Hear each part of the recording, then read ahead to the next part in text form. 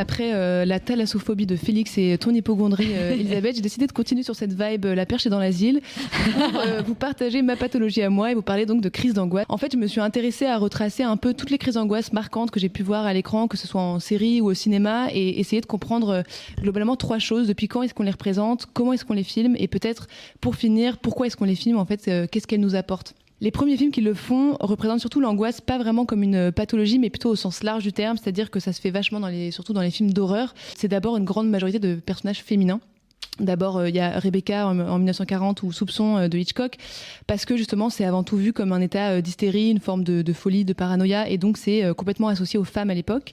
Et puis un peu plus tard, en fait, surtout après la guerre, ce qui est pas du tout anodin, on commence à associer l'angoisse aux personnages masculins, donc par exemple dans Sueur froide, et progressivement jusqu'à aujourd'hui, je trouve qu'on se tourne vers des représentations beaucoup plus spécifiques de la crise d'angoisse, plus réalistes aussi, et évidemment en parallèle avec toutes les avancées sur la psychologie qu'on a pu faire. Mais aussi, on peut voir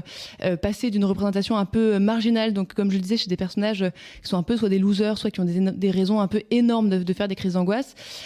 comme finalement pour les justifier, à une représentation beaucoup plus globale, beaucoup plus normalisée chez des personnages qu'on considère presque comme des héros. On a Iron Man 3 qui fait des crises d'angoisse dans son armure, ou encore plus récemment Jackson Marchetti, le mec le plus populaire, le plus stylé de Sex Education, qui développe un trouble anxieux. J'ai essayé de recenser un peu différentes façons dont elles sont représentées au cinéma. Je suis obligée du coup de parler de Vice Versa 2, puisque vraiment c'était un peu le phénomène qui parlait d'angoisse pour aussi un public plus enfant. Et là, on va vraiment montrer l'anxiété comme un personnage à part entière. Donc on a vraiment une personnification de la crise d'angoisse. Elle n'est pas du tout abstraite, mais complètement matérialisée, puisqu'elle est en chair et en os.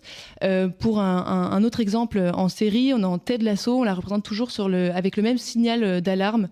qui sert un peu de repère à la fois au personnage et aussi au spectateur pour nous montrer qu'il va y avoir une crise d'angoisse. Et ici, en faisant ça, je trouve que la série, elle fait choix en fait de passer d'un plan objectif et extérieur, donc les mains qui tremblent, pour nous amener progressivement vers l'intériorité du personnage et plutôt vers un point de vue assez subjectif. Il y a un autre film qui fait ça en animation et qui vraiment, pour le coup, est complètement dans la subjectivité, c'est Le Chapeauté, qui a été énormément applaudi justement pour cette scène de crise d'angoisse. Un film qui embrasse aussi ce point de vue subjectif sans les techniques de l'animé, c'est je suis obligée de parler de Eighth Grade de Bo Burnham, et lui il joue majoritairement avec des effets de mise au point pour justement retranscrire cette espèce de dérangement, d'inconfort chez le spectateur que ressent son personnage. Et je trouve que de voir comment est-ce que la représentation justement de la crise d'angoisse change, ça informe énormément sur à la fois notre société, nos désirs de représentation, mais surtout de ce que la société traverse et comment. Mais je crois qu'il n'y a finalement que le cinéma qui permet d'archiver ce que la société ressent en termes d'émotion de l'intérieur en le filmant.